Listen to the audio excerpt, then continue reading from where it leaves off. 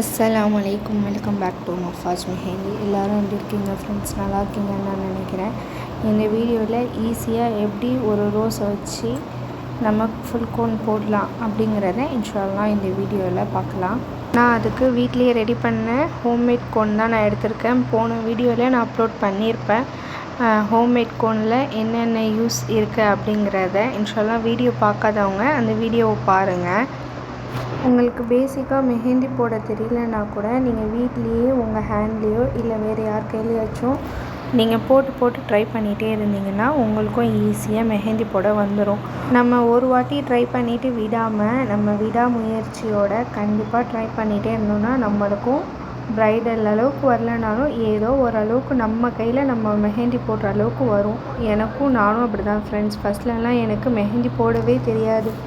நான் என்னோடய கையிலேயே போட்டு பழகினேன். இப்போது நான் எந்த அளவுக்கு மெஹந்தி போடுறேன் அப்படிங்கிறத நீங்களே இந்த வீடியோவில் பார்த்து தெரிஞ்சுக்கோங்க. நம்ம ஒரு விஷயம் செய்யணும்னு நினச்சா அதை நம்ம ஃபினிஷ் பண்ணிட்டு தான் அடுத்த விஷயம் நம்ம ஆரம்பிக்கணும். அதை ஃபினிஷ் பண்ணாமல் அடுத்தடுத்து நம்ம போகக்கூடாது. நம்மளால் முடியாது அப்படிங்கிறது எதுவுமே கிடையாது. நம்ம மனசு வச்சா கண்டிப்பாக நம்ம முடியும். அதுக்கு விடாமுயற்சி மட்டும்தான் தேவை. நம்ம ஒரு விஷயத்தை கையில் எடுத்துட்டோம்னா நமக்கு தெரியாததை நம்ம ட்ரை பண்ணிக்கிட்டே இருக்கணும்.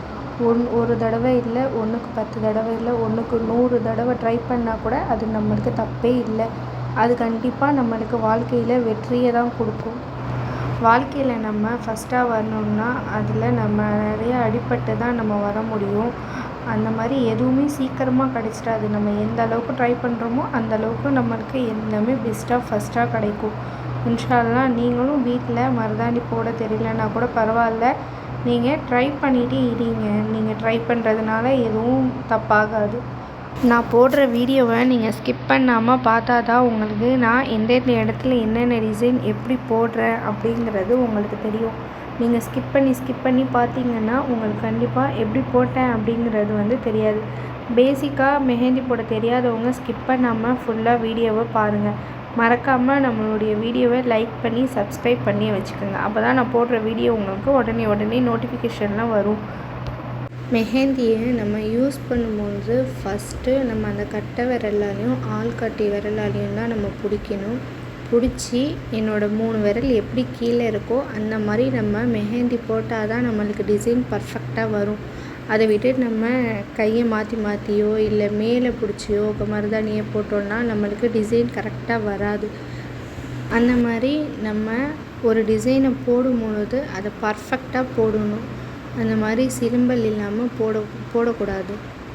அதுக்கு நம்ம என்ன பண்ணணும்னா நம்ம கையில் இருக்கிற மெஹந்தி தான் இருக்குது. அதை நம்ம ப்ரெஸ் பண்ணுறதுல தான் நம்மளுடைய டிசைன் எப்படி வரும் அப்படிங்கிறது இருக்குது. நம்ம லைட்டாக ப்ரெஸ் பண்ணோன்னா அந்த மெஹந்தி லைட்டாக வரும். நம்ம அழுத்தி ப்ரெஸ் பண்ணோன்னா அந்த மெஹந்தி கொஞ்சம் மொத்தமாக வரும்.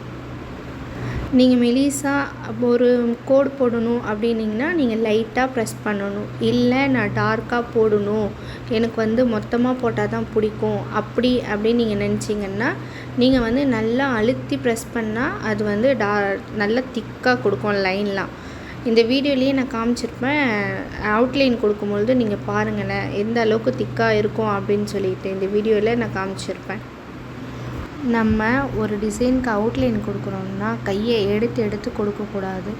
நம்ம ஸ்ட்ரைட்டாக அந்த ஓரத்துலேயே நம்ம அழுத்தி ப்ரெஸ் பண்ணும்பொழுது அதோட டார்க்காக வரும். இடையில கேப் உள்ள இடத்துல மட்டும் லாஸ்ட்டாக நம்ம ஃபினிஷ் பண்ணிக்க வேண்டியதுதான். இந்த மாதிரி கை எடுக்காமல் நம்ம போட்டால் தான் நம்மளுடைய டிசைன் பர்ஃபெக்டாக வரும். அதை விட்டுட்டு கையை எடுத்து இல்லை விட்டு வேறு இடத்துல ஆரம்பித்து இன்னொரு இடத்துல முடிக்கிறது அந்த மாதிரி நம்ம பண்ணோன்னா நம்மளுக்கு டிசைன் பர்ஃபெக்டாக வராது.